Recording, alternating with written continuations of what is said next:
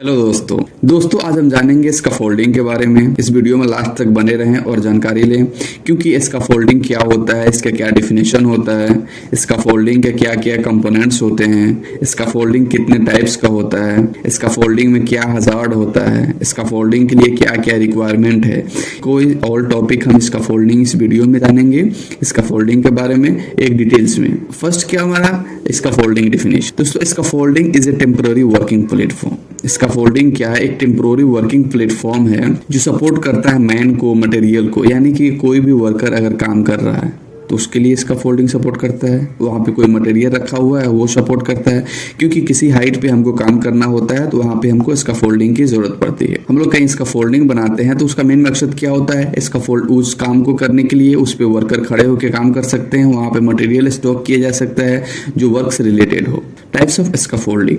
First independent scaffolding या dependent scaffolding. जैसे कि आपने पहले सब जानते हैं इंडिपेंडेंट मींस क्या होता है? स्वतंत्र, यानी कि खुद अपने पैरों पे खड़ा होना। तो जैसे कि ये स्कैफोल्डिंग है, स्कैफोल्डिंग में देख रहे हैं दो लेंथ से अगर वो अपने सपोर्ट से खड़े रहता है उसको इंडिपेंडेंट स्कैफोल्डिंग कहा जाता है, जो किसी इसको सपोर्ट की जरूरत नहीं पड़ती है कोई अदर।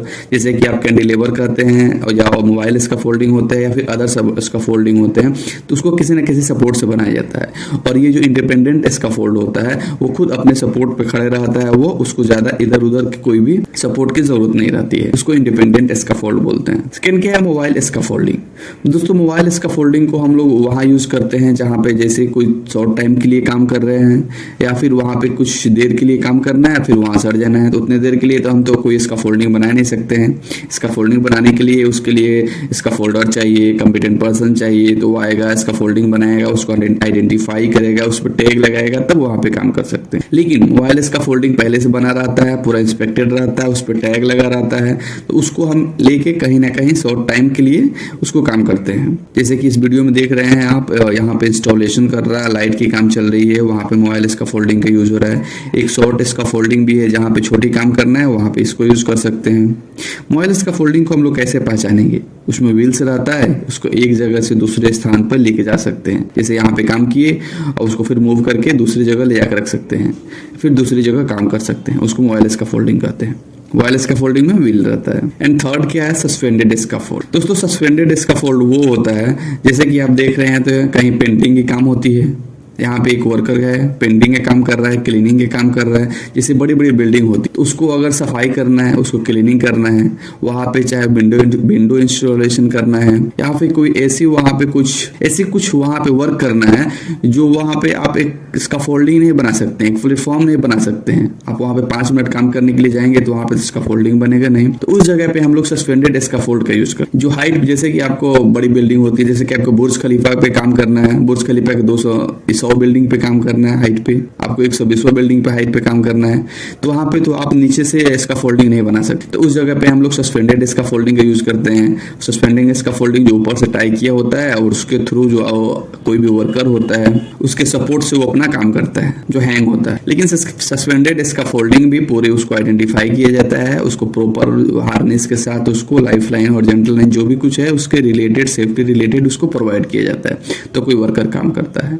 इसको हम लोग सस्पेंडेड स्कैफोल्ड बोलते हैं। जैसे आप इस वीडियो में देख रहे हैं एक वर्कर है जो क्लीनिंग का काम कर रहा है, एक बड़ी बिल्डिंग है उसमें, तो इस क्लीनिंग के काम करने के लिए आप तो हरदम उसमें कोई प्लेटफॉर्म नहीं बना सकते हैं, तो इसके लिए हम लोग सस्पेंडेड स्कैफोल्डिंग का यूज करते हैं। एक हमारा होता है हैंगिंग स्कैफोल्ड, एक ओवर हैंगिंग स्कैफोल्ड होता है, एक अंडर हैंगिंग स्कैफोल्ड। दोस्तों ओवर हैंगिंग स्कैफोल्ड क्या होता है? कहीं आपको हाइट पे काम करना है और उसको हमको सपोर्ट लेके, जैसे कि आप देख रहे हैं इसमें एक क्रेन है, क्रेन एक प्लेटफॉर्म बनाया हुआ है एक बास्केट की तरह, उसमें वर्कर को इधर से आपको उसमें खड़े होकर काम कर सकते, उसको ओवर हैंगिंग स्कैफोल्ड बोलते हैं। एक अंडर हैंगिंग स्कैफोल्ड होता है, जैसे एक बिल्डिंग है उस बिल्डिंग के नीचे आपको काम करना है, तो इसमें देख सकते हैं आप कैसे इसको स्कैफोल्डिंग बनाया गया है नीचे की तरफ और उसका सपोर्ट ऊपर में है, इसका सपोर्ट नीचे नहीं है। तो जो अंडर हैंगिंग स्कैफोल्ड होता है उसको नीचे की तरफ उसको बनाया जाता है, उसका सपोर्ट ऊपर से होता है।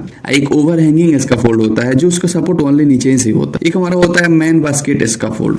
दोस्तों इसका यूज हम वर्कर को एक जगह से दूसरी जगह पहुंचाने में यूज करते हैं। जैसे कि अगर आपको कहीं किसी हाइट पे वर्कर को लेके जाना है, जैसे कि आप पहले ही सुन चुके हैं, कोई भी अगर शॉर्ट टाइम काम के लिए आपको स्कैफोल्डिंग नहीं बना सकते हैं, लेकिन उस हाइट पे जाके ऑलरेडी प्लेटफॉर्म बना हुआ है और वर्कर को वहां काम करना है, तो उसको उस जगह हम लोग मैन बास्केट के थ्रू वर्कर को एक जगह से दूसरी जगह या फिर नीचे से किसी प्लेटफॉर्म पे प्रोवाइड करते हैं। या फिर क्रेन हो सकता है, या फिर वो फोर्कलिफ्ट हो सकता है, या फिर कोई ऐसे हो सकता है क्रेन जो वर्कर को एक जगह से दूसरी जगह करे, जो उसका टाई किया जाता है क्रेन से। तो हम मैन बास्केट का यूज करते हैं किसी वर्कर को एक जगह से दूसरी जगह पहुंचाने में, एक प्लेटफॉर्म से दूसरे प्लेटफॉर्म पहुंचाने में, या फिर कहीं थोड़े से काम करना है तो इसको भी हम यूज कर सकते हैं। इसको यूज करके अपना काम कर सकते हैं थोड़ी देर के लिए। मैन बास्केट भी आइडेंटिफाई होनी चाहिए, वो प्रॉपर उसका एक्सेस है कि नहीं है, प्रॉपर उसमें इंस्टॉलेशन जो है सेफ्टी है कि नहीं, उसमें प्रॉपर गार्ड रेल है, सिस्टम है कि नहीं, वो आइडेंटिफाई हुआ है कि नहीं है, उसका थर्ड पार्टी सर्टिफिकेट है कि नहीं है, ये प्रॉपर चेक करने के बाद हम अपना यूज करते हैं मैन बास्केट स्कैफोल्ड। एक हमारा होता है कैंटिलीवर स्कैफोल्ड। दोस्तों आप जैसे कि अब देखते होंगे कहीं साइट पर आते हैं या फिर किसी कंपनी में रहते हैं तो एक कैंटिलीवर स्कैफोल्ड कभी कभी जरूरत पड़ जाती है, क्योंकि जैसे कि आप कैंटिलीवर स्कैफोल्ड उसे कहते हैं, एक प्लेटफॉर्म बना हुआ है, एक स्कैफोल्डिंग बना हुआ है कोई काम करने के लिए, वो पहले से इसका फोल्डिंग बन चुका है, उसका टैग भी लग गया है, ग्रीन टैग। लेकिन अगर फिर हमको ऐसे नेसेसरी जरूरत पड़ जाती है कि इसका फोल्डिंग को थोड़ा इंक्रीज कर दें, थोड़ा बढ़ा दें, एक तो उस इसका फोल्डिंग को हम लोग थोड़ा बढ़ाते हैं, उसको इंक्रीज करते हैं ऑफशोर, यानी कि पहले से इसका फोल्ड बना होता है, जो पहले से इसका फोल्ड बना होता है और उसमें हम लोग थोड़ा ऐड करते हैं। और जो ऐड करते हैं आप देख सकते हैं इसमें जो एक प्लेटफॉर्म बना हुआ है और इसमें एक थोड़ा सा प्लेटफॉर्म ऐड किया गया है। तो जो प्लेटफॉर्म ऐड किया रहता है उसको हम लोग कैंटिलीवर स्कैफोल्ड बोलते हैं। या फिर ऐसा एक प्लेटफॉर्म होता है जो एक तरफ से सपोर्ट होता है और दूसरी तरफ से सपोर्ट होता है और बीच में उसमें एक्सेस होता है आने जाने के लिए, तो ये भी हमारा कैंटिलीवर स्कैफोल्डिंग होता है। यानी कि कोई भी अगर स्कैफोल्ड उसको ऐड किया हो, उसके नीचे वाला स्पेस खाली हो, वो हमारा कैंटिलीवर स्कैफोल्ड होता है। आप इस वीडियो में देख सकते हैं, इसमें एरो दिया गया है अभी जी, किस तरह इस प्लेटफॉर्म को आगे की तरफ बढ़ाया गया है। तो जो प्लेटफॉर्म थोड़ा आगे की तरफ बढ़ाया गया हो और एक प्लेटफॉर्म पहले से बन चुका हो उसमें ऐड किया जाता है, तो उसको कैंटिलीवर स्कैफोल्ड कहते हैं। उसके बाद हमारा स्कैफोल्डिंग का पार्ट्स क्या क्या होता है। स्कैफोल्डिंग का पार्ट्स में स्टार्टिंग से आप बना रहे हैं उसमें सोल बोर्ड हो सकता है, क्योंकि कोई भी मटेरियल्स को कोई भी आप देख सकते हैं कोई भी सरफेस कैसा है, सोइल टाइप सरफेस है, कंक्रीट सरफेस है, सोइल टाइप सरफेस है तो उसमें सोल बोर्ड लगाते हैं, बेस प्लेट कॉपलर लगाते हैं, ट्रांसवर्स ब्रेसिंग लगाते हैं। इसके थ्रू हम लोग एक दूसरे के ब्रेसिंग को, लॉन्गिट्यूडिनल ब्रेसिंग को इसको टाई करते हैं। पोस्ट रहता है उसमें, ट्रांजिशन हो सकता है, प्लैंक्स रहता है जिसपे आदमी खड़ा होकर काम करता है, कोई प्लेटफॉर्म रहेगा उस पे उसके ऊपर प्लैंक्स रहता है, वो लकड़ी का हो सकता है, एल्युमिनियम का भी हो सकता है, उस पे कोई भी वर्कर खड़े होकर काम करता है। क्लोजर ड्रॉप बार होता है। उसके बाद से top rail, mid rail, toe boards होता है। दोस्तों टॉप रेल जो होता है वो हमारा बिटवीन 38 इंच टू 45 इंच होनी चाहिए।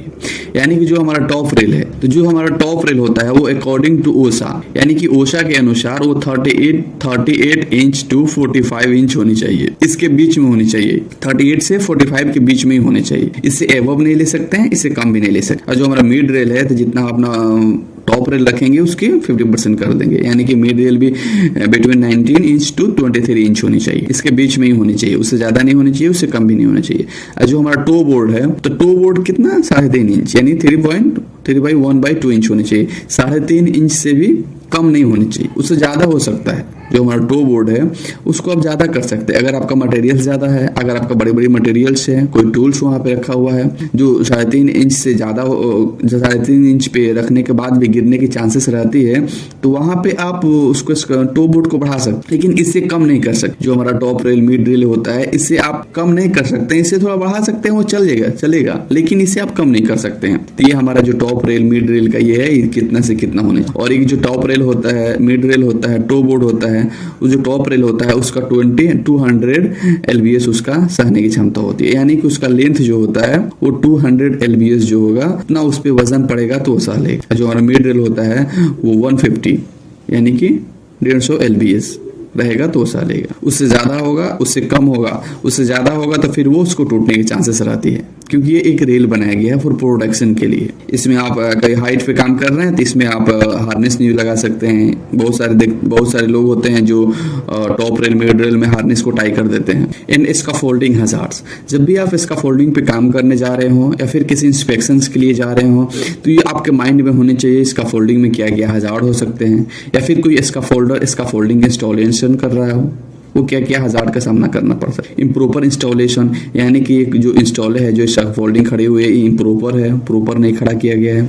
Loose corporal and other materials, यानी कि जो कॉपलर है या कोई मटेरियल्स है वो प्रॉपर टाइट नहीं किया गया है, प्रॉपर टाई नहीं किया गया उसको, अच्छे तरीके से उसको बांधा नहीं गया है या फिर उसको नट को टाइट नहीं किया गया है, ये हमारा हजार्ड हो सकता है। और जब टाइट नहीं रहेगा तो वो हिलेगा हिलेगा तो गिरेगा। फॉल ऑफ पर्सन हो सकता है, आदमी ऊपर से गिर सकता है, वर्कर गिर सकता है, कोई भी इंस्पेक्शन टीम चढ़ी हुई है वो गिर सकता है। फॉल ऑफ मटेरियल्स हो सकते हैं, कोई भी वर्कर काम कर रहा होता है, वहां पे मटेरियल स्टॉक किया गया है और उस मटेरियल नीचे गिर सकता है। अगर कोई वर्कर नीचे कोई काम कर रहा है, बिलो काम कर रहा है, उसके सर पे गिर जाएगा। ओवरहेड पावर लाइन, यानी दोस्तों जब भी हम देखेंगे कहीं ना कहीं कंपनी में हम काम करते हैं तो वहां पे देखते हैं कोई इसका फोल्डिंग बना रहता है और उसके ऊपर से पावर लाइन सप्लाई रहता है, जो लाइव वायर रहता है वो। तो हम देखेंगे जो भी इसका फोल्डिंग है, कोई भी इसका फोल्डिंग पे कोई वर्कर काम कर रहा है तो ओवरहेड पावर लाइन उधर तो नहीं है। अगर ओवरहेड पावर लाइन है तो वो कितनी हाइट पे है? ओवरहेड पावर लाइन कम से कम 3 फीट हाइट में होनी चाहिए, यानी कि जो आपका प्लेटफॉर्म है उस पे वर्कर कोई खड़ा हुआ है, जो वर्कर खड़ा हुआ है उसके सर से लेकर 10 फीट हाइट में होनी चाहिए, या फिर वो अंडरग्राउंड होनी चाहिए। या फिर वहां पे अगर इसका फोल्डिंग आपको बनाना है और ओवरहेड पावर लाइन आ रहा है तो आप उसको अपने साइड पे या फिर अपने सुपरवाइजर इंजीनियर से कह के उसको अगर पॉसिबल हो तो उसको डाइवर्ट कर सकते हैं, दूसरे रास्ते से लेके जा सकते हैं। लेकिन इसका फोल्डिंग के ऊपर आपको ओवरहेड पावर लाइन का एक ध्यान देना है, जिस कितनी हाइट पे पावर लाइन है। इसका फोल्डिंग इरेक्शन कर रहे हैं तो वहां पे आपको हजार्ड हो सकता है, इम्प्रॉपर टाई एंड ब्रेसिंग हो सकते हैं। आप टाई किए हुए हैं, ब्रेसिंग किए हुए हैं, एक प्रॉपर वे में नहीं किए हुए हैं, ये हमारा हजार्ड हो सकता है। इम्प्रॉपर गार्डरेल हो सकता है, जैसे कि आप इसका फोल्डिंग पे काम कर रहे हैं तो वहां पे गार्डरेल कैसा है, अगर गार्डरेल सिस्टम सही है तो आपका प्रोटेक्शन देगा वो। अगर गार्डरेल सिस्टम सही नहीं है तो उसमें को फॉल करने की चांसेस ज्यादा रहती है, क्योंकि बहुत सारे होता है जहाँ पे ओपन एरिया होता है तो एक लॉन्ग एरिया में होता है, ज्यादा ओपन रहता है तो उसको गार्ड कर देता है। एक शॉर्ट जो एरिया होता है या फिर कोई एक होल होता है, कोई एक प्लेन खाली होता है, उसको गार्ड नहीं करता है। तो उस टाइम क्या होता है, एक छोटी छोटी गलती से ही एक्सीडेंट हो जाती है, उससे आदमी फॉल कर सकता है, गिर सकता है। इम्प्रॉपर एक्सेस होता है, ये हमारा हजार्ड है। जहाँ पे आप वर्क प्लेटफॉर्म पे जा रहे हैं काम करने के लिए, वहां पे एक प्रॉपर एक्सेस ही नहीं है आपके पास काम करने के लिए। जब प्रॉपर एक्सेस नहीं रहेगा तो आप अच्छे से जा नहीं पाएंगे और अच्छे से आ नहीं पाएंगे। In case of any emergency, अगर आपको बाहर निकलना है तो आप वहां से निकल नहीं सकते इतने जल्दी से, आपका प्रॉपर एक्सेस नहीं है।